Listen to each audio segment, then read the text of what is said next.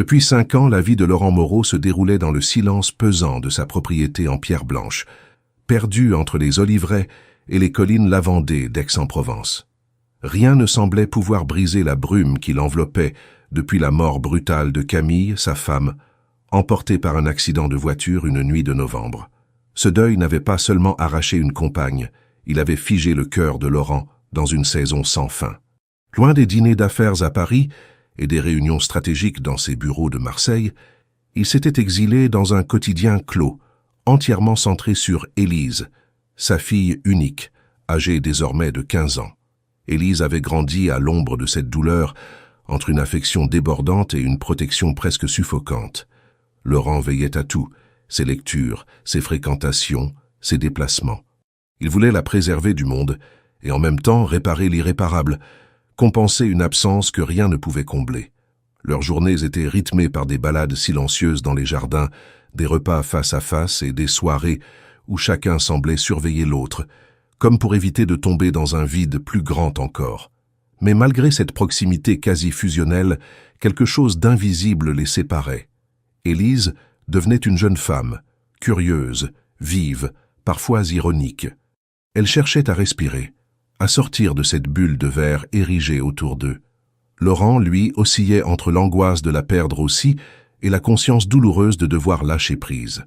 C'est dans cet entre-deux que Clara était entrée dans sa vie. Clara, 20 ans plus jeune, l'avait rencontrée lors d'un vernissage d'art contemporain à Avignon où Laurent avait accepté de se rendre sur l'insistance d'un vieil ami. Elle était élégante, vive, cultivée. Elle avait cette lumière que Laurent n'avait pas croisée depuis longtemps. Ils avaient parlé longtemps, comme deux étrangers qui, sans le dire, savaient qu'ils se reconnaissaient. Clara avait ri d'une remarque banale, touché son bras au détour d'une phrase, puis l'avait regardé droit dans les yeux, en lui disant qu'il portait le chagrin avec une certaine noblesse. Les semaines suivantes, Clara avait trouvé le chemin de la maison, lentement, naturellement. D'abord pour un café, puis un déjeuner. Elle avait su rester à distance, observer, comprendre. Avec Élise, elle s'était montrée douce, presque complice. Elle lui offrait des livres, posait des questions sincères et riait parfois de ses silences d'adolescente. Laurent observait, toujours sur le qui-vive, mais il ne pouvait nier l'évidence. Il ressentait à nouveau quelque chose. Un souffle, une ouverture. Élise, elle, semblait accepter cette présence nouvelle avec une forme de prudence tranquille. Elle ne s'opposait pas, ne posait pas de questions, mais ne s'ouvrait pas non plus. Clara, de son côté, semblait consciente de cette réserve. Elle ne forçait rien. Elle disait souvent à Laurent qu'elle comprenait, qu'Élise avait besoin de temps, que leur lien était fort et qu'elle n'était là que pour apporter un peu de lumière, pas pour la remplacer. Alors, peu à peu, Laurent s'était laissé aller. Il avait commencé à sortir plus souvent, à parler d'avenir. Il riait à nouveau. Il envisageait même un voyage, chose impensable 2 ans plus tôt. Clara l'encourageait. Elle l'écoutait, l'apaisait, lui rappelait qu'il avait le droit d'être heureux, que Camille ne lui en voudrait pas. Il y eut un dîner où, sans prévenir, Clara prit la main d'Élise sous la table pour lui dire qu'elle espérait sincèrement qu'elle pourrait s'apprécier. Élise avait répondu d'un sourire discret, presque imperceptible. Ce soir-là, Laurent sentit une chaleur lui traverser la poitrine. Une certitude nouvelle. Peut-être que tout cela allait enfin pouvoir se reconstruire. Mais derrière ce bonheur fragile, quelque chose résistait. Une voix intérieure que Laurent n'osait pas écouter pleinement. Une sensation fugace que parfois les gestes de Clara étaient trop parfaits. Que son regard glissait par instants comme s'il mesurait les réactions plus qu'il ne les partageait. Il chassait ses pensées, les jugeait injustes. Après tout, ne méritait-il pas ce bonheur retrouvé? Ne fallait-il pas simplement lui laisser du temps, faire confiance à cette femme qui, jusqu'ici, n'avait jamais rien fait de répréhensible? Il préféra ne rien dire, continuer, avancer. Clara était là, présente, attentionnée. Élise ne s'était jamais plainte. Et lui, il se surprenait à rêver, parfois, d'une vie où la douleur ne serait plus le seul héritage du passé. Il ne savait pas encore que cette paix nouvelle était bâtie sur un sol instable, que certaines vérités se dissimulaient derrière les sourires les plus tendres, et qu'en cherchant l'amour, il avait peut-être invité le mensonge dans son sanctuaire.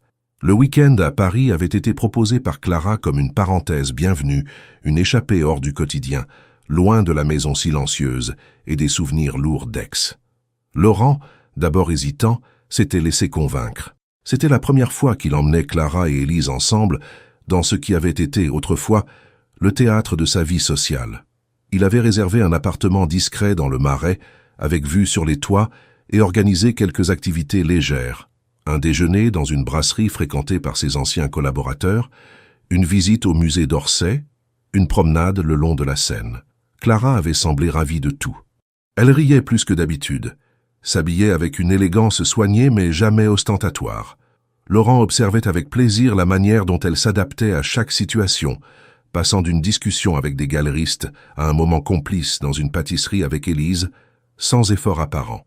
Pourtant, ce fut justement dans cette légèreté apparente qu'un détail, presque insignifiant, fit naître une tension invisible. C'était le dimanche après-midi. Ils étaient assis dans un petit salon de thé à 2 pas du jardin du Luxembourg. Clara feuilletait un livre d'art, tandis qu'Élise regardait par la fenêtre, le menton appuyé contre sa main.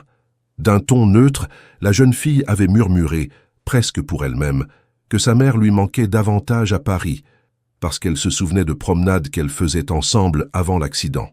Laurent s'était tourné vers elle, prêt à lui répondre, mais Clara, sans relever ni l'émotion dans la voix de l'adolescente, ni le regard inquiet de Laurent, s'était contentée de fermer son livre et de proposer d'aller acheter des macarons pour le goûter. Sa voix avait été douce mais tranchante de détachement. Ce fut un moment très court, moins d'1 minute. Un simple changement de sujet. Mais Laurent, silencieusement, avait ressenti un frisson d'inconfort. Ce n'était pas la première fois qu'Élise évoquait Camille, mais d'habitude, Clara réagissait avec un minimum d'attention, même si c'était par des gestes prudents. Cette fois, c'était différent. Il y avait dans cette indifférence une forme de refus, presque une gêne mal dissimulée. Il ne dit rien, il ne voulait pas gâcher le reste de la journée. Mais en quittant le salon de thé, alors que Clara marchait quelques pas devant avec une boîte de douceur à la main, il vit Élise ralentir, son visage fermé. Il s'approcha d'elle, posa brièvement la main sur son épaule. Elle ne dit rien, ne protesta pas, mais ne chercha pas non plus à interagir. Il comprit, sans l'exprimer, qu'elle avait ressenti la même chose que lui, une absence de chaleur à un moment où elle aurait compté.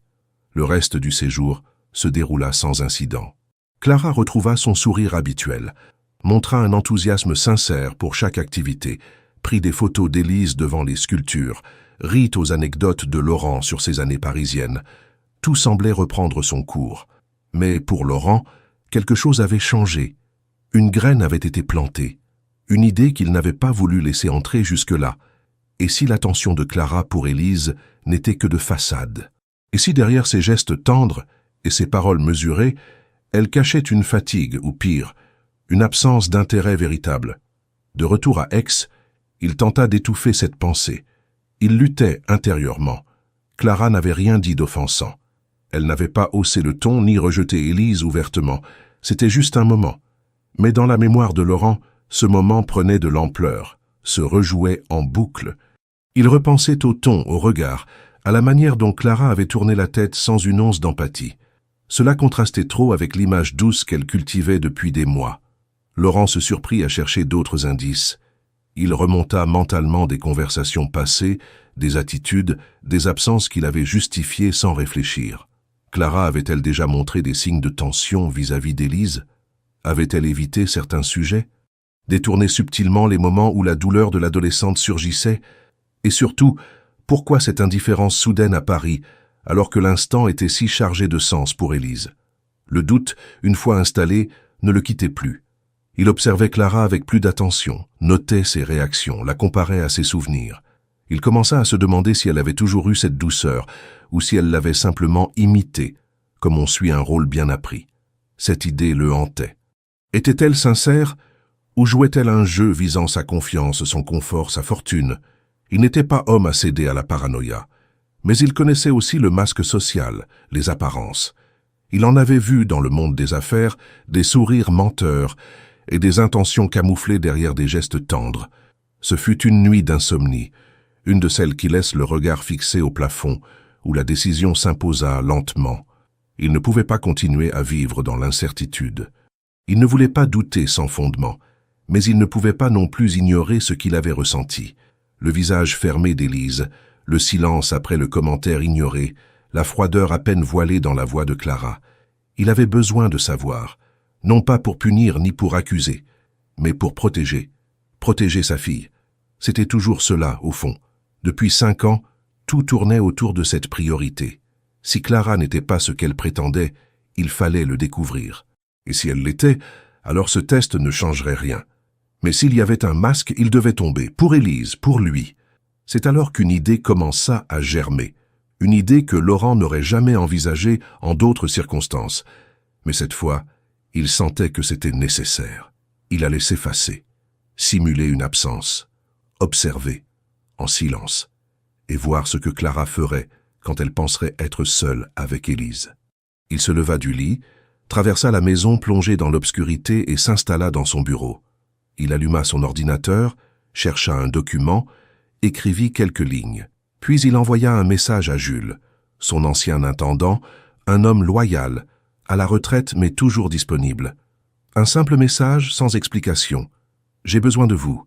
C'est important. » Discrétion absolue. Il se recula dans son fauteuil et ferma les yeux. Le plan prenait forme. Les jours à venir seraient décisifs. Le matin suivant, alors que la lumière douce d'automne glissait sur les vitres embuées de la grande maison, Laurent regardait Élise manger ses tartines en silence. Il ne disait rien, mais ses pensées tournaient sans répit. Le plan avait pris forme durant la nuit, et à mesure qu'il le laissait se développer dans son esprit, il ne lui semblait plus si absurde. Depuis des mois, il s'efforçait de croire à la sincérité de Clara, à son affection pour lui, à sa présence discrète mais constante auprès d'Élise. Pourtant, depuis Paris, cette foi commençait à se fissurer, et l'idée de rester passif lui devenait insupportable. Il n'était plus question de supposer ou d'espérer. Il lui fallait voir, entendre, savoir. Et pour cela, il devait s'effacer. Il annonça à Clara ce même jour qu'un voyage d'affaires imprévu le conduirait à Genève, pour une durée indéterminée, possiblement une semaine entière. Elle sembla surprise, mais pas contrariée. Elle lui demanda si elle pouvait rester à la maison avec Élise en son absence, ajoutant qu'elle veillerait à ne pas trop bousculer ses habitudes. Laurent hocha la tête, masquant l'intensité avec laquelle il observait sa réaction. Elle n'avait pas hésité, pas demandé plus de détails. Ce détail, pourtant anodin, s'ajouta à ceux qu'il collectionnait depuis Paris. Le soir même, il convoqua Jules discrètement. L'ancien intendant, un homme à la silhouette droite malgré les années et au regard franc, arriva par l'arrière de la propriété, comme autrefois. Il connaissait chaque recoin du domaine, chaque passage discret. Laurent lui expliqua son idée avec précision. Il allait faire semblant de partir, mais en réalité, il logerait à la maison d'hôte, située sur un terrain voisin, autrefois destiné aux invités. Elle était reliée à la propriété par une ancienne allée de service, dissimulée sous les arbres et rarement empruntée. Il avait déjà commencé à faire installer discrètement, grâce à un ami ingénieur, quelques caméras à faible visibilité dans les pièces principales, le salon, la cuisine, le bureau, l'entrée et les extérieurs. Rien dans les chambres, rien dans les salles de bain. Il tenait à la décence, mais il voulait savoir ce qui se passait quand il n'était pas là, ou du moins quand Clara penserait qu'il ne l'était pas. Jules, d'abord hésitant, finit par accepter, non par goût du secret, mais par loyauté. Il avait connu Camille, vu grandir Élise, et compris immédiatement, sans qu'il soit besoin de trop expliquer, que Laurent ne faisait cela ni par jalousie, ni par paranoïa. Il y avait dans son regard une gravité qu'on ne pouvait pas ignorer. Le plan fut exécuté avec rigueur. Le lundi matin, Laurent quitta ostensiblement la maison avec sa valise, embrassa Élise sur le front, dit à Clara qu'il la tiendrait informée de ses horaires. Une fois à l'écart, il fit le tour par les chemins de terre, regagna discrètement la maison d'hôte, s'installa dans une pièce à l'étage, où un écran central relayait les images des caméras. Jules lui apporta les repas, géra les communications, et veilla à ce que personne ne soupçonne quoi que ce soit. Laurent coupa son téléphone principal, n'utilisant qu'un numéro secondaire pour rester joignable par Jules ou en cas d'urgence. La première journée se déroula sans incident. Clara semblait prendre son rôle au sérieux. Elle fit le petit déjeuner, proposa à Élise une promenade, prépara le dîner. Sur les images, elle paraissait souriante, attentive. À plusieurs reprises, elle tenta de parler avec l'adolescente, qui répondit poliment mais avec une réserve perceptible. Laurent, derrière ses écrans, notait chaque détail. La voix de Clara était douce, parfois trop, comme si elle jouait un rôle. Mais rien de flagrant encore. Le deuxième jour, un changement subtil s'opéra. Clara paraissait plus lasse, moins impliquée. Elle laissa Élise déjeuner seule, sortit en voiture sans prévenir, et revint en fin d'après-midi avec plusieurs sacs qu'elle rangea rapidement dans le dressing. Elle expliqua à Élise qu'elle avait eu un rendez-vous important en ville, sans donner de détails.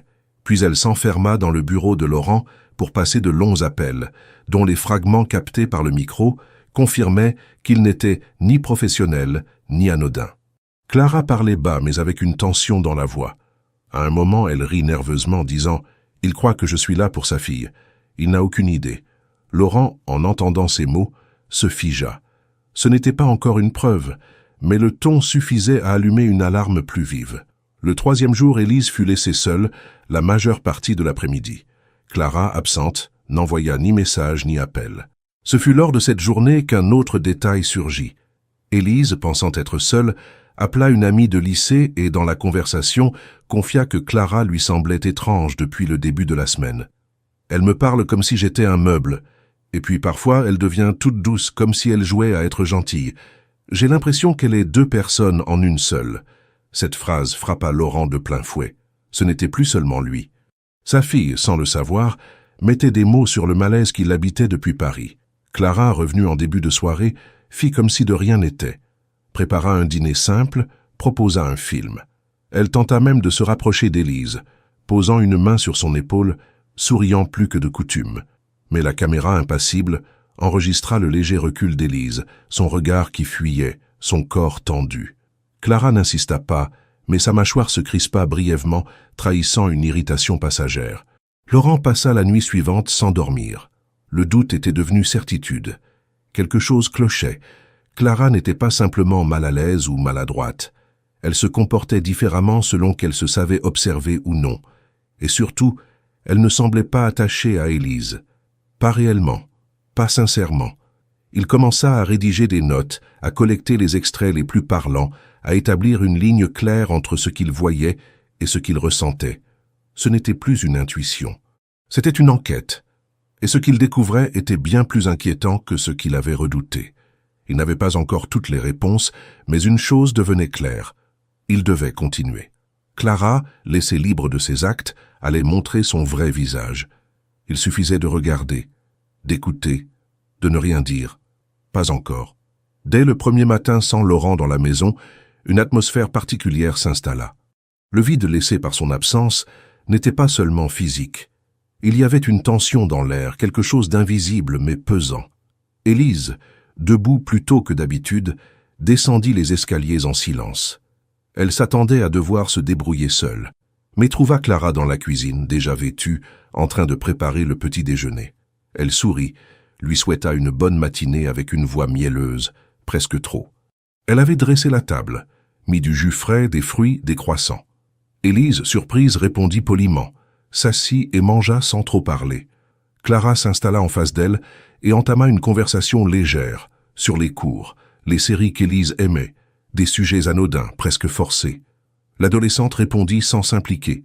Une part d'elle observait cette femme avec méfiance, notant intérieurement ce changement de ton, cette amabilité nouvelle, presque exagérée. Habituellement, Clara était plus distante le matin, plus discrète.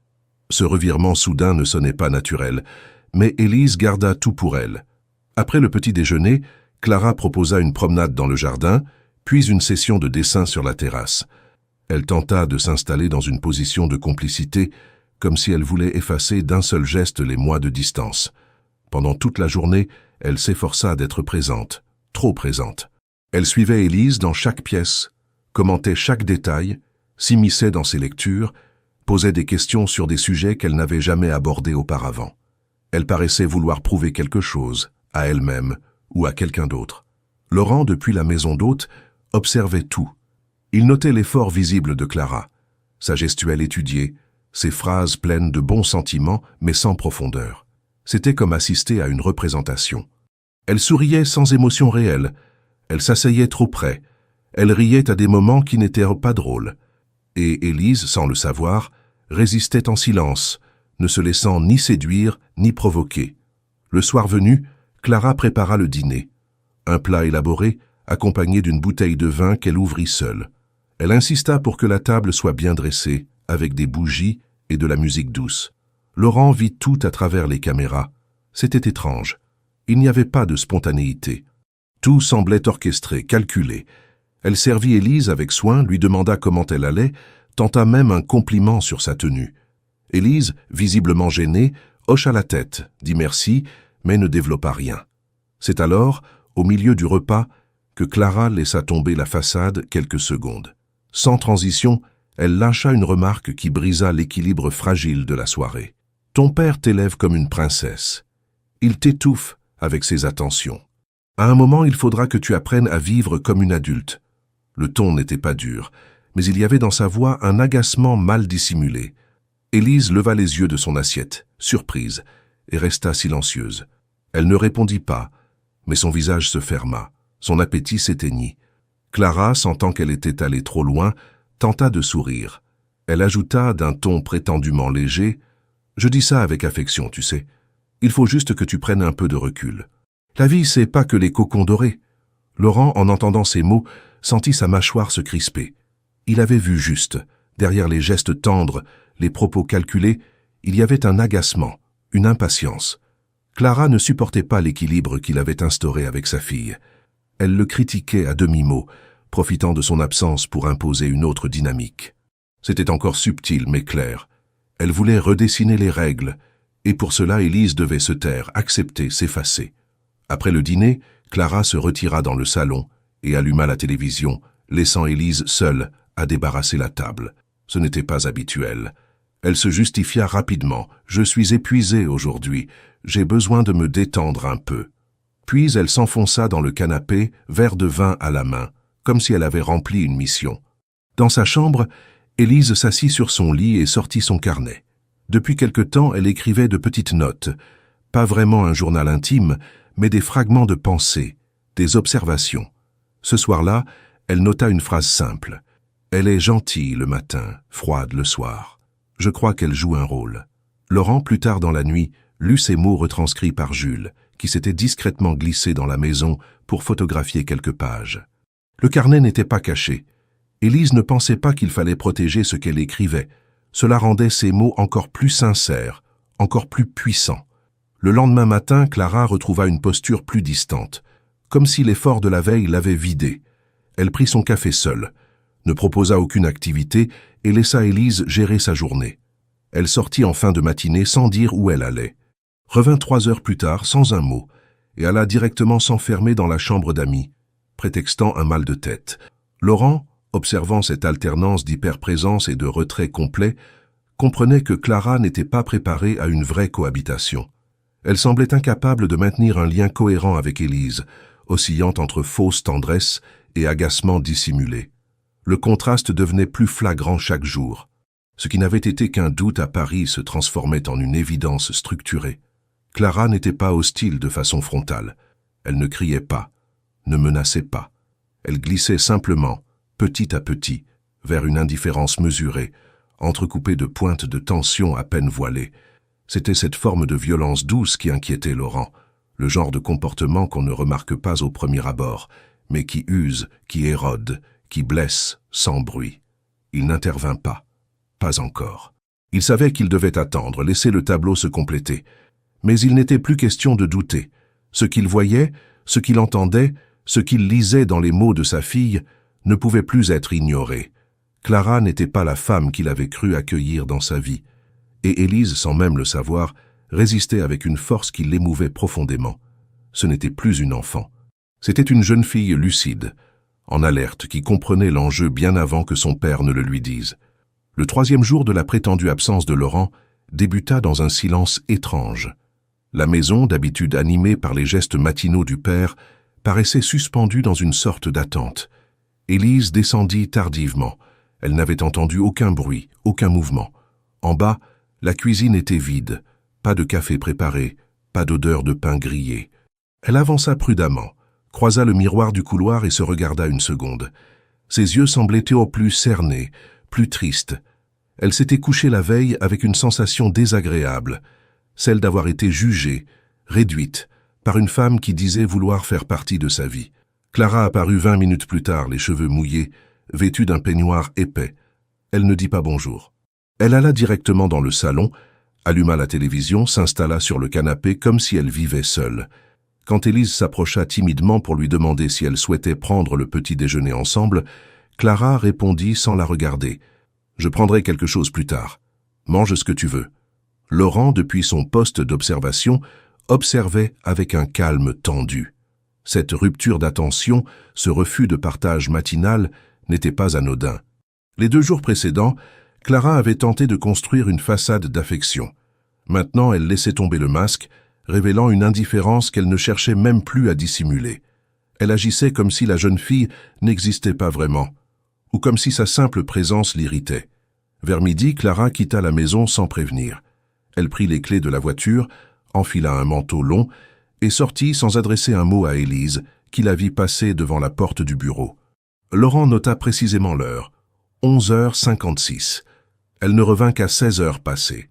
Lorsqu'elle franchit à nouveau le seuil, elle tenait à la main un petit sac d'une boutique de cosmétiques et un gobelet de café à moitié vide. Elle n'expliqua rien. Pas un mot sur sa sortie, pas une excuse, pas une tentative d'inclure Élise dans son après-midi.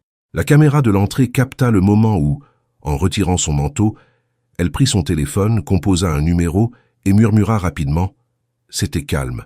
Elle ne parle presque pas. Il n'y a aucun problème. Je fais ce qu'il faut. » Puis, elle monta à l'étage et s'enferma dans la chambre. La phrase résonna longtemps dans l'esprit de Laurent. Elle n'était pas adressée à une amie, ni à un parent.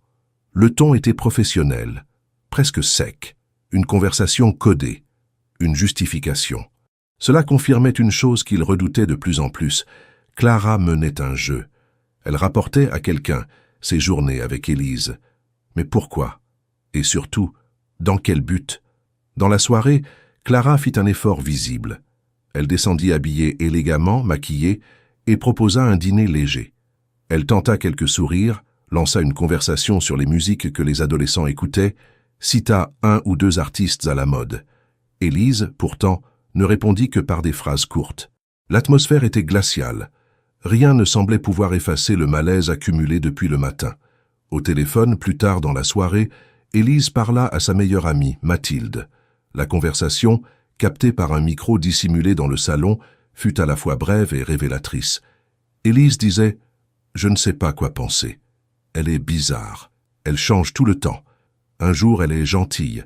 Le lendemain, elle m'ignore complètement. Parfois, je me demande si elle ne me déteste pas en secret. » Mathilde répondit quelque chose d'apaisant, mais Élise ajouta « Elle veut que je croie qu'elle est parfaite, mais ça sonne faux. Elle ne sait rien de moi, elle ne pose jamais de vraies questions. Elle veut juste que j'aille bien pour que mon père la croie gentille. » Ces mots simples blessèrent profondément Laurent. Il les nota immédiatement. Il avait redouté cette impression, et la voir confirmée par sa fille le secouait. Élise sentait l'hypocrisie, même sans avoir les moyens d'en prouver l'origine. Le lendemain matin, la scène se répéta. Clara ne fit aucun effort. Elle sortit seule, revint chargée de paquets, s'enferma dans le bureau pour passer des appels, dont plusieurs furent captés par le système installé discrètement. Dans l'un d'eux, elle disait « Je sais bien que ce n'est pas une tâche facile, mais il faut que je tienne encore quelques jours. Il n'est pas bête. Je dois être prudente. » Cette phrase, cette voix, ce ton calculé suffirent à convaincre définitivement Laurent que ce n'était plus une question de malaise ou de mauvaise adaptation. Clara exécutait un plan précis, avec un objectif qu'il ne comprenait pas encore totalement, mais qui n'avait rien à voir avec l'amour ou la construction d'une famille. Élise, de son côté, écrivait de plus en plus dans son carnet, des observations brèves, mais lucides. Elle me regarde comme si je l'encombrais. Elle parle au téléphone en chuchotant. Je crois qu'elle cache quelque chose. Puis une note plus dure. Parfois, j'aimerais qu'elle parte. Elle fait semblant. Et je ne veux plus de gens qui font semblant. Ce soir-là, Laurent prit une décision importante. Il commença à compiler les extraits audio, les images les plus parlantes, les phrases du journal. Il ne savait pas encore quand il agirait, mais il savait désormais qu'il le ferait. La cohabitation dévoilait les failles de Clara jour après jour, et dans cette révélation, Élise se montrait incroyablement forte, bien plus qu'il ne l'avait imaginé. Elle ne criait pas, ne pleurait pas, ne fuyait pas. Elle constatait, résistait, s'adaptait. Et surtout, elle gardait sa dignité. Clara, elle, devenait chaque jour plus incohérente. Son comportement n'était pas celui d'une femme amoureuse ou désireuse de construire un lien familial. C'était celui d'une femme qui jouait un rôle, sans savoir que son public avait cessé d'y croire. Les caméras, les micros, les silences d'Élise, tout formait un tableau que Laurent regardait avec douleur, mais aussi avec lucidité. Le vernis craquait, et derrière il n'y avait ni tendresse ni loyauté. Seulement un jeu d'apparence qui bientôt ne tiendrait plus. L'après-midi du 4e jour s'installa avec une chaleur accablante, la lumière glissant entre les volets fermés et projetant des bandes irrégulières sur le tapis ancien du salon. Clara revint de l'extérieur plus tard que d'habitude, l'air crispé, les lèvres serrées. Elle posa les sacs qu'elle avait ramenés avec prudence près du canapé, sans un regard pour Élise, absorbée dans un livre. Quelques minutes passèrent avant qu'elle ne monte doucement à l'étage, doigts serrés autour d'une clé, verrouillant la porte de la chambre d'amis avec un cliquetis sec. Elle leva les yeux vers la caméra, comme pour vérifier si elle était visible, puis baissa la tête. Laurent, derrière ses écrans, observa chaque geste, chaque micro-expression avec une attention presque douloureuse. Le silence s'étira, épais, chargé d'impatience. Peu après, la sonnette retentit, brisant la tranquillité factice.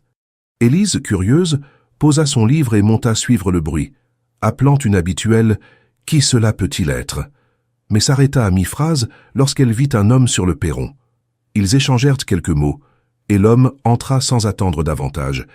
Ses gestes étaient assurés, son visage fermé, marqué par la tension. Clara devint immédiatement plus tendue. Son regard glissa vers la zone où la table basse avait été posée, comme s'il cherchait une issue. Puis elle fit un geste rapide, dépourvu d'élégance, un rictus presque d'irritation. L'homme acquiesça, passa le seuil et referma doucement la porte derrière lui. À travers les caméras, Laurent vit l'instant. La poignée qui claque, deux silhouettes côte à côte, un compartiment d'ombre qui enveloppe leur visage. Les secondes semblèrent s'étirer. Élise, assise sur l'escalier, regarda la scène sans comprendre. La voix de l'homme rompit finalement le silence, mais d'un ton bas, étouffé par un accent qu'elle ne reconnut pas. Il demanda « Est-ce qu'on peut parler un moment ?» Clara, d'un mouvement presque imperceptible, jeta un regard vers Élise comme pour sonder sa réaction, puis lui fit un geste de la main, invitant l'homme à s'installer sur le canapé du salon. Nous, les écrans, enregistrions tout. Le cœur de Laurent se serra, l'estomac noué. Ce qu'ils dirent ensuite, les micros captèrent des bribes. Tout se passe comme prévu, souffla l'homme. Elle tient bon, elle sait ce qu'elle fait. Il ne doute de rien. Clara répondit d'une voix monocorde. Tant qu'il croit à mon rôle, tout ira bien. Puis un rire sec, nerveux, qu'il reconnut aussitôt comme un rire de soulagement et de mépris mêlés. L'homme hocha la tête, se leva, sortit un petit objet du manteau, le posa sur la table basse. Clara le regarda, les sourcils froncés, sans rien dire. Le bruit discret du métal contre le bois se grava dans la mémoire de Laurent comme une marque d'effroi. Il y avait là un plan, un vrai plan, dont les détails restaient flous mais assez clairs pour effrayer une conscience. Alors que l'homme quittait la maison, Clara referma la porte derrière lui avec brutalité, le verrou claquant presque comme un verdict. Elle resta un moment immobile, le dos contre la porte, comme pour reprendre son équilibre. Puis, elle monta à l'étage, ses talons résonnant sur le parquet, lourds, déterminés. Le silence retomba, figé, étouffant. Quelques instants plus tard, dans la cuisine, Clara se servit un verre d'eau, la main tremblante. Elle regarda l'adolescente, encore assise sur l'escalier, ses yeux grands, atténués par l'angoisse. Elle ne dit rien, rien. Pas de salutation, pas de mots, pas même un regard. Elle s'assit, fixa le verre, le serra, puis le posa brutalement, laissant échapper un souffle comme si on venait de frapper sa poitrine. Élise resta immobile, le silence pesant autour d'elle. À travers la caméra, Laurent captait la tension, la peur muette, l'attention forcée de Clara, l'instrumentalisation complète de cet instant. Tout sonnait faux. Quand la nuit tomba, l'homme avait disparu. La maison s'était figée. Mais les images, elles, restaient. Laurent les visionna, gelant chaque image de l'entretien secret, gravant dans sa mémoire les regards, les gestes, les mots. Il revit la grimace de Clara en voyant l'objet sur la table, le rire nerveux, la manière dont elle jetait ce regard froid, presque méprisant, vers l'endroit où dormait Élise. Ce n'était plus une simple méfiance, un malaise. C'était une trahison. Il éteint l'écran, prit sa valise comme pour partir, la posa à ses pieds, sans la bouger.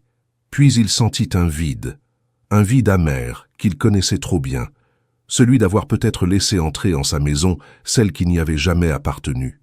Il pensa à Camille, à tout ce qu'elle représentait, la douceur, la sincérité, le foyer, et il sentit que tout cela était en train de sombrer dans un mensonge trop vaste pour espérer encore le réparer. L'aube suivante, il savait ce qu'il avait à faire. Le visage de Clara, figé dans la lumière blafarde de l'écran, hantait ses pensées. Il n'y aurait pas de confrontation immédiate. Non, il fallait attendre, laisser la vidéo parler, laisser le désir de vérité s'imposer. Il revit une dernière fois l'objet sur la table, sombre témoin d'un dessein qu'il ne concevait pas encore, et il sut que le piège qu'il avait tendu avait fonctionné. Clara venait de commettre l'erreur qui l'attendait, croire qu'on pouvait jouer avec leur vie sans payer le prix. Il ferma les yeux, la valise toujours immobile, et sut dans ce silence que tout avait basculé. Le 5e jour commença sans que rien ne vienne troubler le silence tendu de la maison. Les volets restaient clos plus longtemps que d'habitude, et l'odeur de café ne se répandit pas dans les couloirs. Élise, réveillée par l'absence de tout bruit, descendit sans se presser. En bas, Clara était déjà assise dans le salon, habillée d'une robe sobre, les jambes croisées, les yeux rivés sur son téléphone. Elle leva brièvement les yeux à l'arrivée d'Élise, mais ne fit aucun effort pour engager la conversation. Un simple « bonjour » sec et rapide fut tout ce qu'elle offrit. L'adolescente, de plus en plus lucide face à l'ambiance étrange qui s'installait jour après jour, répondit d'un murmure et alla chercher une tasse. Le malaise était palpable, comme une tension électrique dans l'air. Élise sentit que quelque chose clochait, non seulement dans le comportement de Clara, mais aussi dans la manière dont la maison elle-même semblait se refermer. Tout était plus froid, plus distant. Même les objets du quotidien paraissaient déplacés, comme si la maison avait cessé d'être un refuge pour devenir un espace d'observation, de stratégie.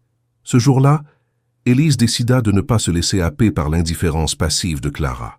Lorsqu'elle vit la femme s'installer sur la terrasse avec son ordinateur, elle prit une grande inspiration et s'approcha.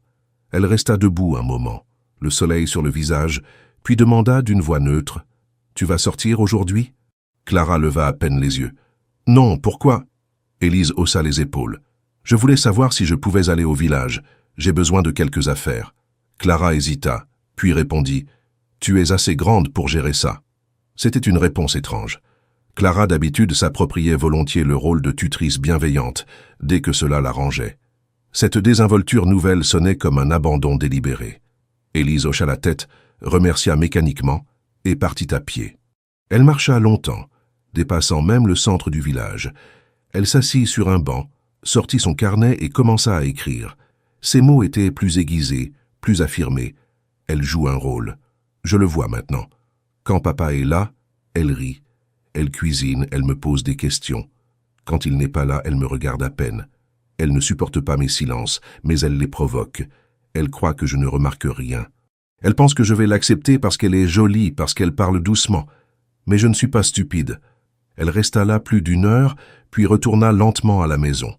En rentrant, elle trouva Clara au téléphone, qui s'interrompit dès qu'elle l'aperçut. Le regard qu'elle lança à Élise n'était ni bienveillant ni neutre. Il était chargé de lassitude, comme si sa présence devenait un poids. C'était un détail, mais un détail qui disait tout. Clara termina son appel rapidement, posa le téléphone et se leva. « Tu es partie longtemps », dit-elle sans chaleur. Élise répondit d'un ton calme. « J'avais besoin d'air. » Silence. Clara fronça les sourcils, s'apprêta à dire quelque chose, puis se ravisa. Elle alla s'enfermer dans la cuisine. Laurent, de son côté, continuait de tout suivre depuis la maison voisine. Il lisait les notes de Jules, observait les vidéos, écoutait les enregistrements.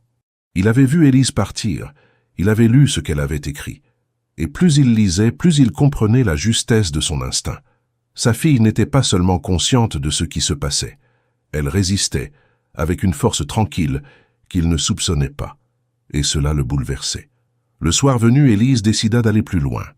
Lorsqu'elles s'installèrent à table pour dîner, un repas préparé rapidement par Clara, visiblement sans effort. Elle regarda cette dernière et demanda « Pourquoi tu n'es pas comme ça quand papa est là ?» Clara sursauta légèrement, le couteau suspendu au-dessus de son assiette. « Comme quoi ?» demanda-t-elle d'une voix tendue. Élise ne baissa pas les yeux. « Différente. Tu fais semblant d'être gentille quand il est là, mais quand il part, tu deviens froide. » Le silence tomba dans la pièce comme une enclume. Clara posa lentement ses couverts, la fixa sans répondre. Puis, dans un sourire forcé, elle répondit « Je crois que tu interprètes tout à ta façon, Élise. Peut-être que tu es juste trop habituée à être au centre de tout. » Ces mots étaient comme un poison lent. Élise sentit son estomac se nouer, mais ne répondit pas. Elle se contenta de finir son assiette en silence, puis quitta la table. Dans sa chambre, elle écrivit de nouveau. « Elle me dit que je veux être au centre. Mais c'est elle qui veut tout contrôler. Elle veut que je sois invisible. Papa ne voit pas, mais s'il savait... » Ce dernier passage attira immédiatement l'attention de Laurent lorsqu'il le découvrit plus tard dans la nuit. Il sentit sa gorge se serrer. Cette phrase, s'il savait, était exactement ce qu'il redoutait, et en même temps, ce qu'il avait besoin de lire. Sa fille exprimait sa peur, sa solitude, mais aussi sa certitude. Quelque chose ne tournait pas rond. Le lendemain, Clara tenta de réparer le climat tendu de la veille. Elle se montra douce au réveil, proposa un petit déjeuner dehors, comme si rien ne s'était passé. Mais Élise ne tomba pas dans le piège. Elle répondit avec politesse, mais garda ses distances. Clara tenta quelques plaisanteries, parla d'un film qu'elle pourrait voir ensemble le soir. Élise hocha la tête, mais resta sur ses gardes. Elle savait désormais que cette gentillesse n'était qu'une pose dans le vrai visage de Clara, un masque temporaire destiné à être porté uniquement quand cela servait ses intérêts. Dans l'après-midi, Élise retourna dans le jardin, carnet à la main. Elle écrivit une page entière, les mots griffonnés avec plus de détermination. « Si papa voyait ce qu'elle me dit, comment elle me regarde, il ne la laisserait pas rester. Il verrait que ce n'est pas de l'amour, que ce n'est pas une belle histoire. Il comprendrait que j'ai peur d'elle pas parce qu'elle me frappe ou crie, mais parce qu'elle me fait me sentir de trop. » C'était un témoignage silencieux, mais c'était un cri. Laurent, en lisant cette page plus tard, sentit le point de bascule approcher.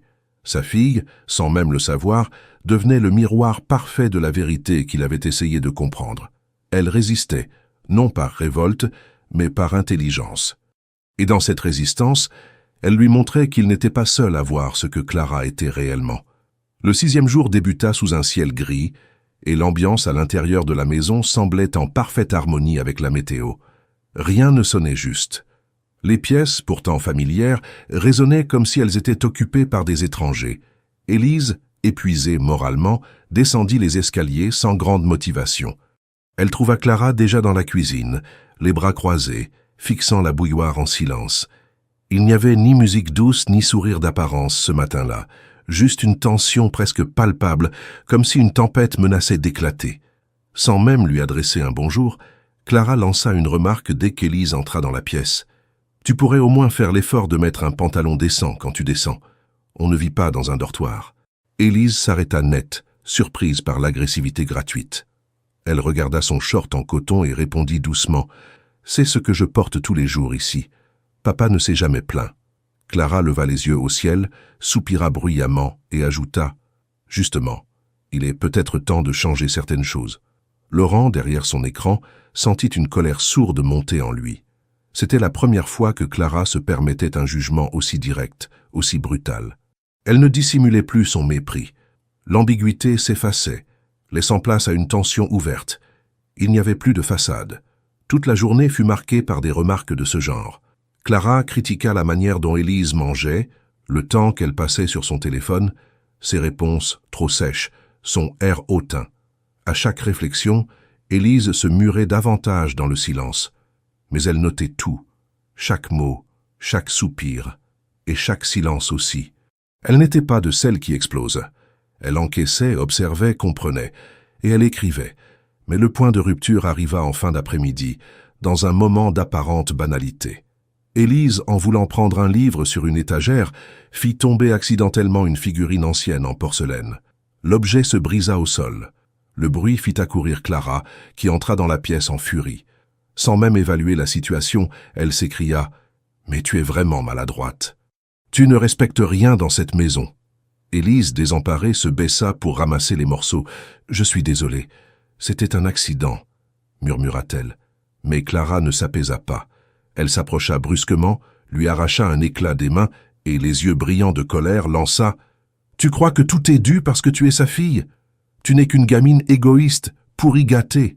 Si c'était moi qui décidais, tu serais déjà dans un pensionnat, loin d'ici, à apprendre la discipline. » Le choc de ces mots fut immédiat. Élise, figée, regarda Clara comme si elle découvrait une inconnue. Sa respiration se fit plus courte, ses yeux s'humidifièrent, mais elle ne pleura pas. Pas devant elle. Clara, comme prise de conscience soudaine, recula légèrement, puis ajouta d'une voix faussement calme « Je suis désolée. J'ai eu un moment de colère. Oublie ce que j'ai dit. » Mais les mots étaient dits, et ils pesèrent bien plus lourd que Clara ne l'imaginait. Dans sa cachette, Laurent n'arrivait plus à rester assis. Il fit les 100 pas, les poings serrés, le souffle court. Il avait vu, entendu, tout ce que Clara venait de faire. Il savait que sa fille était forte, mais aucun enfant ne méritait d'entendre de telles choses. Pas dans sa propre maison, pas de la bouche d'une femme qui prétendait l'aimer. Élise monta dans sa chambre sans un mot. Une fois la porte fermée, elle s'assit sur le sol et ouvrit son carnet. Elle écrivit frénétiquement. Elle m'a dit que je devrais être dans un pensionnat, que je ne mérite pas d'être ici. Elle me hait. Elle essaie de me faire croire que c'était juste une colère. Mais c'était ce qu'elle pense vraiment. Je le sais maintenant. Si papa voyait ça... Elle tenta d'appeler Laurent. 1 fois, 2 fois, 3 fois. Elle tomba à chaque fois sur sa messagerie. Elle laissa un message, sa voix tremblante. « Papa, je voulais juste te parler. C'est rien, enfin... Non, c'est pas rien. Clara, elle a dit des choses. J'aimerais que tu sois là. Je me sens mal. Rappelle-moi quand tu peux. » Laurent écouta ce message 3 fois de suite. Chaque mot, chaque pause, chaque silence était un cri. Il voulait courir, tout arrêter, l'enlacer, lui dire qu'il savait qu'il était là, qu'elle n'était pas seule. Mais il se retint. Il savait que la confrontation devait être totale. Il ne pouvait pas interrompre le processus maintenant. Il fallait que Clara continue à creuser sa propre tombe. Elle venait de franchir une limite, et rien ne pourrait effacer cela. Le soir, Clara tenta de se racheter. Elle toqua à la porte d'Élise, entra sans attendre la réponse. Elle s'assit sur le bord du lit et lança « Je suis désolée pour tout à l'heure. Ce n'est pas facile pour moi non plus, tu sais. Tu es une jeune fille, très spéciale, mais tu dois comprendre que ton père a besoin d'une femme forte à ses côtés. Pas d'une petite fille qui fait la loi ici. » Elle effleura la main d'Élise. Celle-ci la retira doucement, sans violence, mais avec une détermination muette. « Je crois que vous vous êtes trompé de maison, » dit-elle, presque à voix basse. Clara se leva, furieuse. Elle sortit sans un mot de plus. Dans la chambre voisine, Jules avait discrètement récupéré le carnet d'Élise laissé ouvert. Il le photographia page par page, puis sortit dans la nuit pour remettre les clichés à Laurent. Ce dernier lut tout, chaque phrase, chaque ligne. Et quand il vit « Elle croit que je suis seul, mais j'espère que papa finira par voir », il sut que le moment approchait. Il remit les feuilles dans une enveloppe, les rangea dans son sac et resta là, dans le noir, à fixer la lampe éteinte. Sa fille tenait bon, et elle ne le savait pas encore, mais elle n'était plus seule depuis le début. Le 7e jour se leva dans un silence presque irréel. La maison, d'habitude habitée par les pas discrets de Laurent, les respirations retenues d'Élise et les voix trop douces de Clara semblaient figées. Élise ne descendit pas immédiatement. Elle resta dans sa chambre, assise à son bureau, relisant les dernières pages de son carnet. Ce petit carnet à la couverture bleu marine, épais de confidences et de doutes, saturé de griffonnage nerveux et de réflexions précises. Elle hésita à continuer. Une partie d'elle se demandait si tout cela servirait à quelque chose, mais une autre, plus lucide, lui rappelait que ces mots étaient sa seule défense. Pendant ce temps, dans la maison d'hôte, Laurent reçut la visite discrète de Jules, qui entra sans bruit, tenant dans ses mains une pochette de cuir souple. Il la posa sur la table, l'ouvrit, en sortit les copies photographiées du carnet d'Élise. Il n'y avait ni solennité ni théâtralité dans le geste, seulement la conscience de l'importance de ce qu'il apportait. Laurent, silencieux, s'empara des feuilles, les posa devant lui et commença à lire. Les premières pages le frappèrent par leur maturité. Élise y décrivait des moments anodins, mais chargés de sens, les silences forcés, les gestes automatiques de Clara, les regards lourds, les commentaires déguisés. Elle n'inventait rien, elle décrivait, avec une froideur presque clinique, mais jamais dénuée d'émotion. À mesure que les jours avançaient, l'écriture devenait plus serrée, plus urgente. Les phrases se succédaient avec plus d'intensité, les événements se précisaient. Une page retint particulièrement l'attention de Laurent. En haut, Élise avait écrit en lettres légèrement tremblantes « Si mon père voyait comment elle me traite, jamais il ne la laisserait revenir ici. » Et en dessous, elle détaillait une série d'épisodes récents. Les absences injustifiées, les remarques blessantes, les accusations injustes, la menace à peine voilée du pensionnat. Puis, dans un dernier paragraphe, une phrase simple. « Je crois qu'elle me déteste, mais elle veut que je disparaisse sans avoir à le dire. » Laurent posa la feuille sur la table, passa les mains sur son visage et ferma les yeux. Ce qu'il lisait était plus qu'un témoignage. C'était une alerte, un appel à l'aide discret, codé dans les mots d'une adolescente qui refusait de se poser en victime, mais qui ne pouvait plus porter seule ce fardeau. Il savait que cette phrase, ce « jamais il ne la laisserait revenir ici », était la clé. Elle résumait tout, la perception qu'avait Élise de la situation, la confiance qu'elle plaçait malgré tout en lui et le danger qu'il avait trop longtemps observé à distance. Il reprit la lecture, ligne après ligne, jusqu'à la dernière page. Là, Élise écrivait « Je n'ai pas besoin d'une autre mère. J'ai besoin que mon père me croie. Je n'ai rien demandé. Je veux juste que la maison redevienne à nous. » Ce « à nous » résonna comme un coup de marteau. Il se rappela les années de deuil, les promesses silencieuses qu'il s'était faites en regardant sa fille dormir, les décisions prises pour la protéger, les compromis acceptés au nom d'un bonheur qu'il croyait possible. Tout cela s'effondrait devant l'évidence. Clara ne faisait pas partie de leur histoire. Elle avait tenté de l'infiltrer, de la manipuler, de la tordre à son image, mais elle n'avait jamais réussi à s'y intégrer. Laurent regarda l'horloge. Il était un peu plus de 5 heures de l'après-midi. Il se leva, rangea les copies du carnet dans une enveloppe rigide, prit son téléphone et appela Jules. « Prépare tout, » dit-il simplement. « Ce soir, je rentre. » De son côté, Élise resta dans sa chambre. Elle sentit quelque chose changer dans l'air, comme si le poids des jours précédents commençait à se déplacer, imperceptiblement. Elle avait cessé de chercher à comprendre Clara. Elle ne lui parlait presque plus. Elle répondait quand on lui posait une question, mais sans se forcer. Clara, elle, semblait plus nerveuse, plus agitée. Elle allait et venait dans la maison, jetait des coups d'œil réguliers à son téléphone, ouvrait les rideaux puis les refermait, comme si elle attendait un signal. Élise, en l'observant à distance, comprit qu'elle perdait le contrôle. En début de soirée, Clara tenta une nouvelle approche. Elle frappa doucement à la porte d'Élise, entra sans attendre de réponse.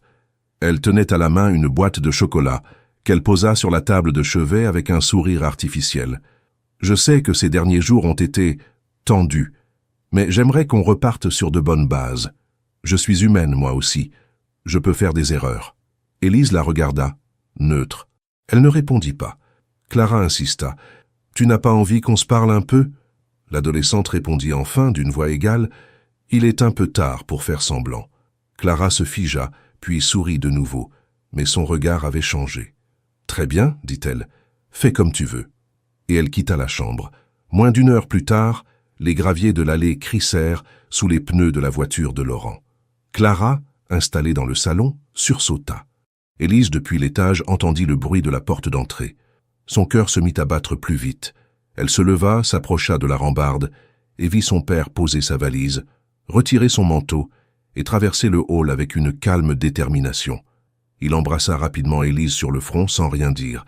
Puis il se tourna vers Clara qui restait figée près de la cheminée, les bras croisés. « Je suis rentré plus tôt, » dit-il simplement. « Il y avait des choses que je devais voir de mes propres yeux. » Clara tenta un sourire, mais ses mains tremblaient. Élise, elle, comprit sans qu'on lui dise quoi que ce soit. Quelque chose allait se passer, quelque chose de définitif. Laurent s'était glissé dans la maison avec une lenteur calculée, chaque pas pesé, chaque respiration contenue. Le hall d'entrée baignait dans une lumière douce, et malgré la tension qui emplissait les lieux, il affichait une neutralité presque glaciale. Clara était restée immobile près de la cheminée, son sourire figé sur le visage, mais ses yeux trahissaient une forme d'instabilité. Élise, depuis le haut de l'escalier, observait sans descendre, incapable de détourner les yeux de la scène qui se dessinait en bas. Elle avait compris au ton de son père qu'il n'était pas revenu simplement par nostalgie ou amour. Quelque chose avait changé. « Je suis rentré plus tôt », répéta Laurent avec calme. Les choses n'étaient pas aussi urgentes que prévu. Et puis la maison me manquait. Clara tenta un rire discret. « Tu aurais pu me prévenir. On aurait pu te préparer un bon dîner, Élise et moi. » Mais sa voix sonnait faux, creuse. Elle mesurait chaque mot, comme si elle cherchait la bonne réplique au bon moment, sans jamais trouver le bon ton. Laurent se contenta d'un hochement de tête et posa sa valise près du mur. Il retira son manteau avec une lenteur presque cérémonielle, accrocha soigneusement le vêtement à la patère de chêne, puis se tourna de nouveau vers elle. « Je pensais, dit-il, qu'on pourrait dîner ensemble, tous les trois. Ce soir, ce serait l'occasion de parler. » Il parlait doucement, avec une fausse nonchalance, mais Élise, en l'écoutant, sentit que chaque mot avait été pesé, préparé. Clara acquiesça, surprise. « Bien sûr, dit-elle, je vais cuisiner quelque chose de simple. Je n'attendais pas de visite, après tout. » Et elle disparut dans la cuisine, laissant derrière elle une trace d'angoisse palpable. Laurent monta lentement rejoindre sa fille. Il s'assit sur le bord de son lit, la regarda longuement sans parler. Puis il posa une main sur la sienne et dit seulement « Ce soir, je veux que tu sois là, quoi qu'il se passe. » Élise acquiesça, les lèvres serrées. Elle n'avait besoin d'aucune explication. Elle savait. Tout, maintenant, était clair. Le dîner fut préparé rapidement. Clara avait sorti une bouteille de vin, dressé une table propre, disposé des assiettes immaculées comme pour effacer les tensions accumulées. Lorsqu'ils s'installèrent, Laurent l'observa, mais ne dit rien. Il laissa Clara mener la conversation, ce qu'elle fit avec un enthousiasme forcé. Elle parla de la météo, du jardin qu'il faudrait réaménager avant l'hiver, d'un film qu'elle avait vu récemment à la télévision. Laurent répondait par des monosyllabes, notant intérieurement chaque effort déployé pour simuler une normalité qui n'existait plus. Puis, au moment où Clara servait le plat, il posa ses couverts et déclara calmement « Je voudrais qu'on parle d'autre chose, de la semaine. » Clara s'immobilisa, le plat suspendu entre ses mains. « La semaine ?» répéta-t-elle. « Oui, pendant que je n'étais pas là. » Son ton restait calme, mais son regard s'était durci. Clara reposa le plat lentement, s'assit, croisa les jambes. « Bien sûr, tout s'est bien passé, je crois. Élise et moi avons trouvé un rythme. » Il la regarda en silence, puis tourna lentement les yeux vers sa fille. « Élise ?» La jeune fille hésita, puis dit simplement « Ce n'est pas exactement comme ça que je l'ai vécu. » Clara ouvrit la bouche, prête à parler, mais Laurent leva une main. « J'ai une chose à te montrer, » dit-il en se levant. Il alla jusqu'au salon, revint avec une tablette. Il l'alluma, fit défiler quelques images, puis lança une vidéo. Le son résonna doucement dans la pièce, et la voix de Clara s'éleva, reconnaissable, glaciale. Si c'était moi qui décidais, elle serait déjà dans un pensionnat. Puis un autre extrait, un appel téléphonique. Il croit que je suis là pour sa fille, il n'a aucune idée. Clara se leva brusquement. « Tu m'as espionné? Tu as mis des caméras ?» Sa voix monta d'un ton. « Tu n'as pas le droit. C'est une violation de ma vie privée. » Laurent resta impassible. « Et comment qualifies-tu ce que j'ai entendu? Ce que j'ai vu? Ce que tu lui as dit ?» Il tendit une enveloppe. Voici ce qu'Élise a écrit dans son carnet, mot après mot, sans exagération, juste la vérité. Clara recula, comme frappée par une rafale invisible. Elle regarda Élise, dont le regard ne vacillait plus. Puis, elle reposa ses yeux sur Laurent, dont la voix se fit plus ferme. « Je t'ai laissé une chance. Je voulais croire que tu étais sincère, mais tu as montré ton vrai visage dès que tu as cru que personne ne te regardait. » Clara tenta une dernière défense. « C'est elle, » dit-elle en pointant Élise. « Elle me déteste depuis le début. Elle a tout fait pour me piéger, Mais elle s'interrompit, réalisant que plus rien ne fonctionnerait. Laurent ne croyait plus à ses mots, Élise non plus. Il n'y avait plus d'auditoire. Laurent resta debout. « Tu vas partir ce soir. Tu ne remets plus les pieds ici. Et si jamais tu t'avises de dire quoi que ce soit dans la presse ou ailleurs, je publierai tout ce que j'ai. Les vidéos, les enregistrements, les pages du carnet. » Il s'approcha. « Tu n'aurais jamais dû toucher à ma fille. » Clara le fixa un instant, puis recula lentement, ramassa son sac, prit son manteau. Aucun mot ne sortit de sa bouche. Elle ne pleura pas, ne supplia pas. Elle savait que c'était fini. Laurent ouvrit la porte. Elle la franchit sans se retourner. Elle disparut dans la nuit. Et lorsqu'il referma, le silence qui suivit fut lourd, mais libérateur. Élise le regardait sans parler. Il s'approcha d'elle, la serra contre lui, et elle comprit, sans qu'il ait besoin de le dire, qu'elle avait été crue. Enfin, totalement, définitivement. La cuisine avait été nettoyée au petit matin.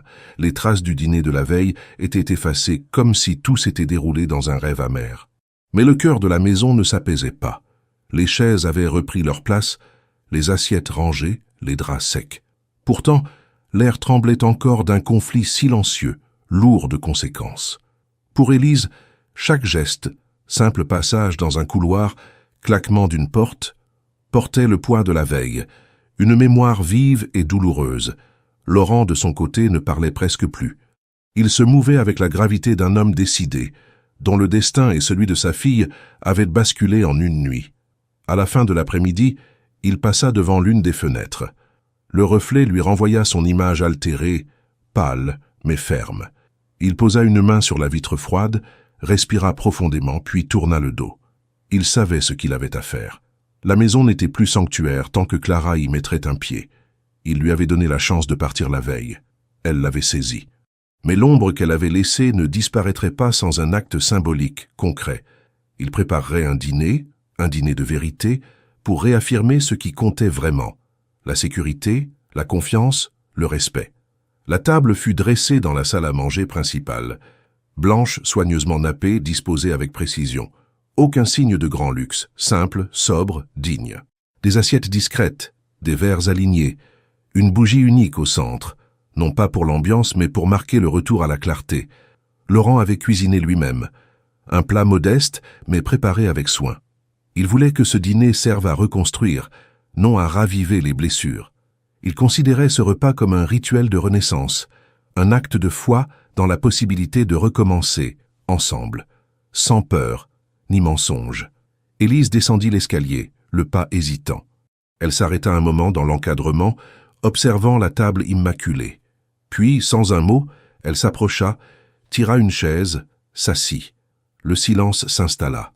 Mais ce silence n'était pas glacé, il était plein d'attente, de soulagement latent, de cette paix qui succède à l'orage. Laurent la rejoint, posa une main sur la chaise avant de s'asseoir en face d'elle. Leurs regards se croisèrent. Il l'observa longuement, comme pour s'assurer qu'elle était là, qu'elle respirait, qu'elle était en sécurité.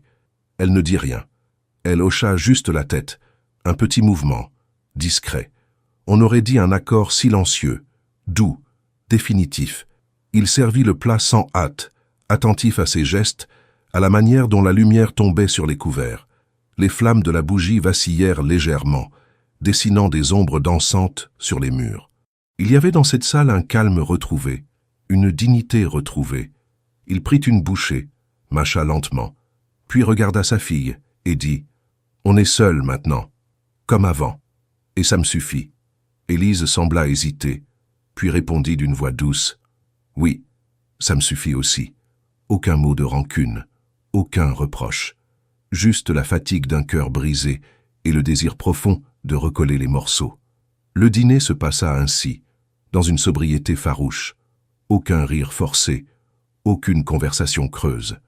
Ils parlèrent des choses simples, des petits projets pour l'hiver, des souvenirs du passé, de livres qu'Élise aimait lire, de ce qu'elle voulait faire quand elle serait plus grande.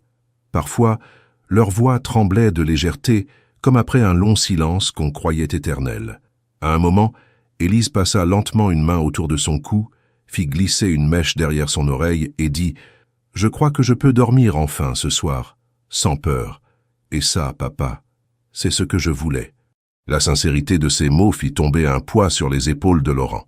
Il secoua doucement la tête, les yeux brillants, puis reprit « Nous allons reconstruire, à deux, à nouveau. » Lorsque le dessert fut servi, un simple riz au lait, celui qu'elle aimait quand elle était petite, un silence s'installa paisible comme une trêve concluante. Les bruits de la maison semblaient respirer de nouveau. Le vent faisait bruisser les branches des oliviers dehors. À travers la fenêtre, la nuit commençait à tomber. La bougie projetait une lueur vacillante mais stable dans le tumulte passé. Laurent observa la flamme, puis releva les yeux vers sa fille. Il avait l'impression de voir une renaissance. pas celle d'un conte idéal, mais celle d'une réalité qu'ils apprendraient à habiter, pas à pas.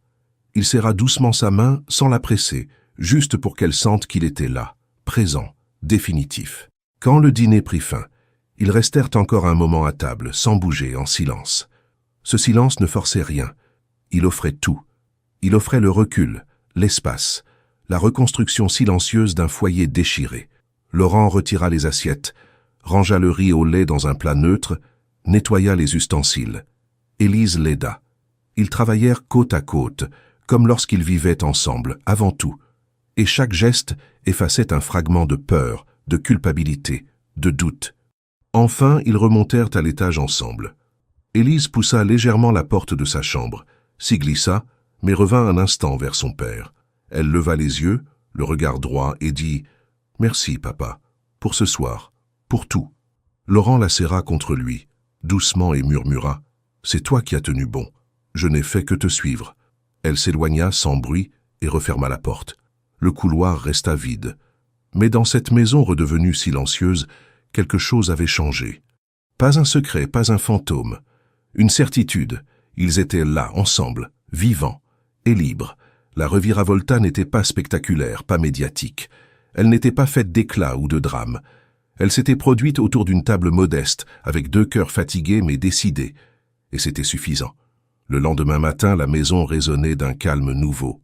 Ce n'était pas le silence pesant des jours précédents, mais plutôt une absence de tension, une suspension soulagée du tumulte émotionnel.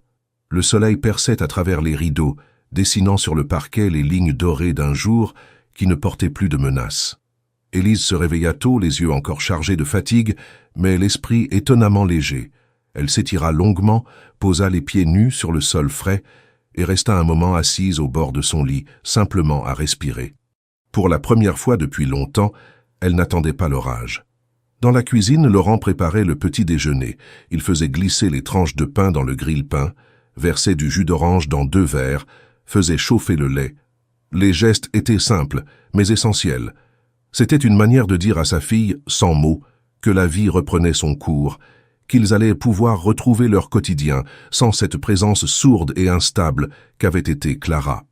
Lorsqu'Élise entra dans la pièce, il lui offrit un sourire sincère. Elle s'assit, prit une gorgée, puis un morceau de pain, et ils mangèrent ainsi, sans urgence, comme 2 rescapés d'une tempête discrète. Mais à l'extérieur, tout n'était pas aussi paisible. Dès les premières heures du jour, des notifications commencèrent à apparaître sur le téléphone professionnel de Laurent. Des messages, des alertes, des captures d'écran. Un site de presse à scandale avait publié un article anonyme intitulé « Abandonné par un millionnaire », le témoignage glaçant de Clara M., dans lequel la femme racontait, de façon détournée mais identifiable, l'histoire de son exclusion soudaine du foyer Moreau. Elle y parlait de pression, de manipulation psychologique, de jeux d'observation malsains, insinuant que Laurent aurait tenté de la piéger, de l'humilier, de la rejeter sans ménagement. Laurent resta un long moment immobile, les yeux rivés sur l'écran. Il lut l'article en entier, sans émotion visible. Le ton était habilement calibré. Clara n'accusait pas frontalement, mais insinuait. Elle se présentait comme une femme blessée, trompée, incomprise. Elle disait avoir été jetée sans avoir jamais compris pourquoi, évoquant des changements soudains de comportement de la part de Laurent et une tension constante avec une adolescente fragile et distante. Il n'y avait pas de nom, mais tout le monde pouvait deviner. En quelques heures, les médias généralistes reprirent l'histoire, des influenceurs commentèrent, les réseaux sociaux s'embrasèrent. Les réactions étaient partagées. Certains prenaient la défense de Clara. D'autres accusaient Laurent de naïveté. Quelques-uns blâmaient la jeune fille. Le tumulte grossissait. Laurent ne dit rien immédiatement. Il finit son café, ferma son téléphone et retourna dans son bureau. Il réfléchit, pesant chaque mot, chaque possibilité. Il aurait pu tout nier, ignorer les rumeurs, laisser la vague passer. Mais il savait que se taire serait un acte de faiblesse, et il avait promis à Élise, sans l'avoir formulé ainsi, qu'il serait désormais toujours du côté de la vérité. En fin d'après-midi, il rédigea une déclaration publique. Courte, sans pathos. Il ne cita aucun nom, mais son message était limpide. Il disait « Certaines décisions, aussi difficiles soient-elles, sont nécessaires quand l'intégrité et la sécurité de ceux qu'on aime sont menacées. Je suis père avant tout, et ma priorité absolue a toujours été, et restera, le bien-être de ma fille. Aucun article, aucun commentaire, aucune rumeur ne changera cela. Le message fut publié sur ses comptes officiels, relayé dans la presse. La réaction fut immédiate. Beaucoup saluèrent à la sobriété de ses mots, sa fermeté tranquille. Certains articles furent retirés, d'autres mis à jour avec des formulations plus prudentes. Clara, dès lors, cessa toute communication publique. Elle disparut des réseaux, se retira dans un silence complet. Sa tentative de reprendre le récit échoua. Le récit s'était déjà imposé de lui-même par les faits. Dans la maison, Élise découvrit la déclaration de son père en fin de soirée. Elle ne dit rien tout de suite. Elle s'approcha de lui, tendit l'écran et demanda « C'est toi qui as écrit ça ?» Laurent hocha la tête. « C'est la vérité, dit-il simplement. » Elle le regarda longuement, puis répondit « Merci, pas pour ce que tu as dit, pour avoir été là, pour ne pas m'avoir laissé seul. » Cette phrase, dans sa simplicité, contenait tout. Laurent se leva, l'enlaça brièvement, puis lui souhaita bonne nuit. Ils se séparèrent, chacun regagnant sa chambre. Mais cette nuit-là, ils dormirent sans peur. Dans les jours qui suivirent, la routine reprit lentement. Laurent reprit quelques affaires urgentes, délégua le reste. Il resta présent. Élise retourna à ses lectures, ses dessins, ses promenades dans le jardin. Ils ne parlèrent plus de Clara, comme si elle appartenait désormais à un passé scellé. Il n'y avait pas de vengeance, pas de ressentiment visible, seulement la conscience d'avoir traversé une épreuve et d'en être sorti, non indemne, mais plus solide. Le carnet d'Élise resta sur sa table de chevet, mais elle ne l'ouvrit plus. Les dernières pages restaient blanches.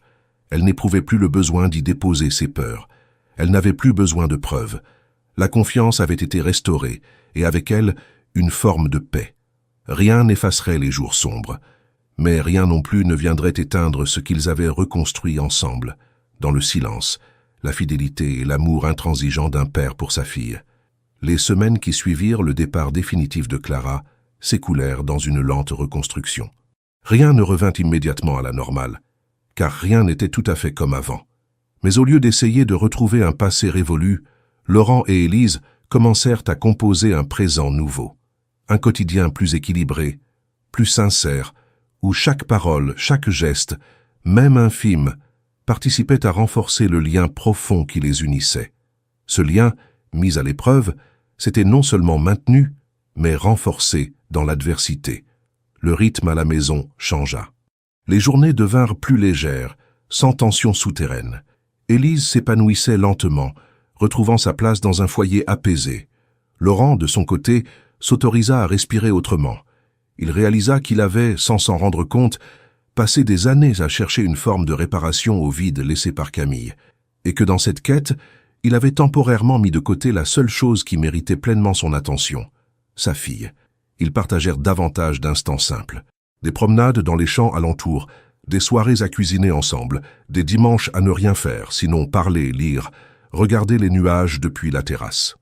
La maison, auparavant silencieuse par excès de douleur, vibrait à nouveau de petites conversations ordinaires, de rires timides, de silences apaisés. C'était une maison vivante, enfin. Élise, à 15 ans, montrait une maturité impressionnante. Elle ne demandait pas à son père de compenser ce qui avait été dit ou fait.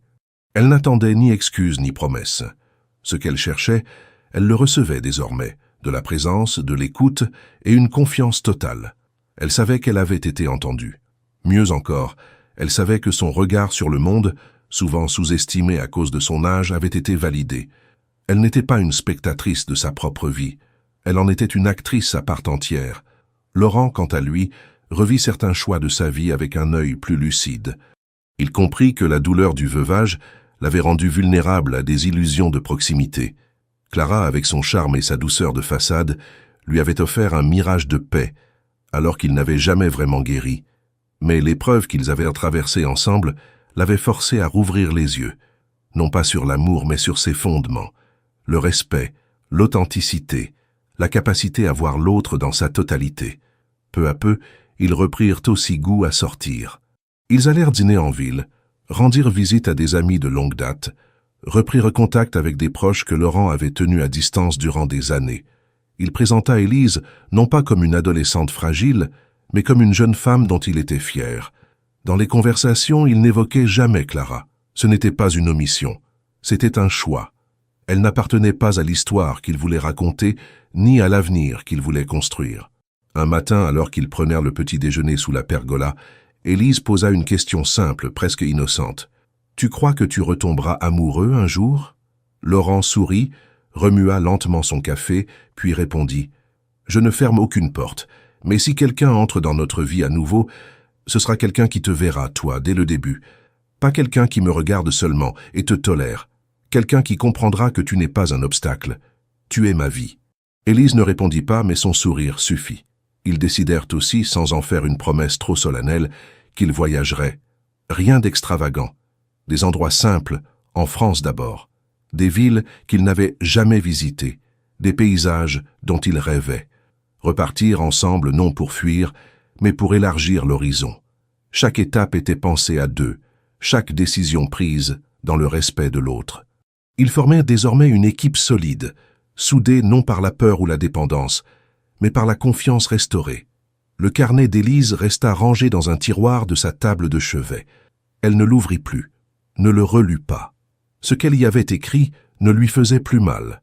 Elle n'éprouvait ni honte ni regret. Ces pages faisaient repartie de ce qu'elle avait dû traverser pour arriver jusqu'ici.